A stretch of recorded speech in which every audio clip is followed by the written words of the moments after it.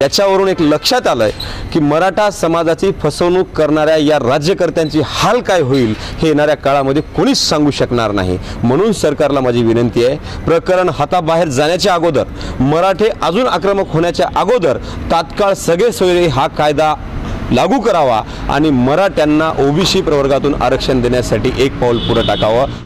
नांदेड़ दक्षिण के विधायक मोहनराव हंबर्डे की गाड़ी पर पथराव। नांदेड़ दक्षिण के विधायक मोहनराव हंबर्डे की गाड़ी पर पथराव। शुक्रवार देर रात सकल मराठा समाज के कार्यकर्ताओं ने पिंपलगांव निमजी में नांदेड़ दक्षिण के विधायक मोहनराव हंबर्डे की गाड़ी पर पथराव कर गाड़ी के शीशे तोड़ दिए। इस हमले में विधायक हंबर्डे तो बाल बाल बच गए हैं, लेकिन उनकी गाड़ी क्षतिग्रस्त हो गई है।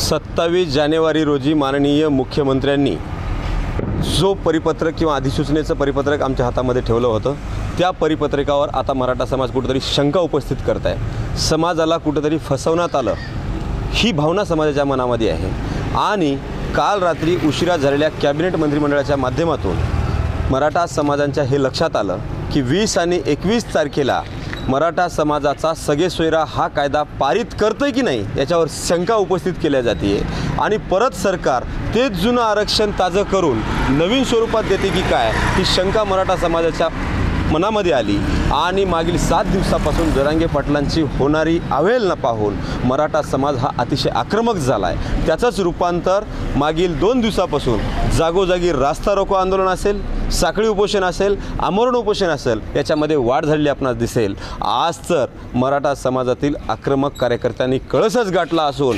माननीय दक्षिणचे आमदार मोहनअण्णा हंबर्डे यांच्या गाडीची तोडफोड सुद्धा आज पिंपळगाव या गावात करण्यात आली।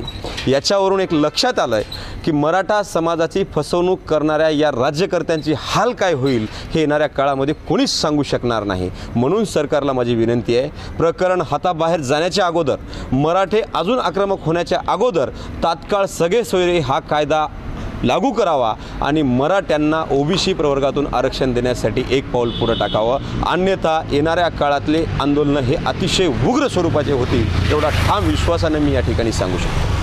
न्यूज देखने के लिए हमारे चैनल को लाइक और सब्सक्राइब कीजिए। हमसे संपर्क करने के लिए 9049032007 पर कॉल या व्हाट्सएप कर सकते हैं।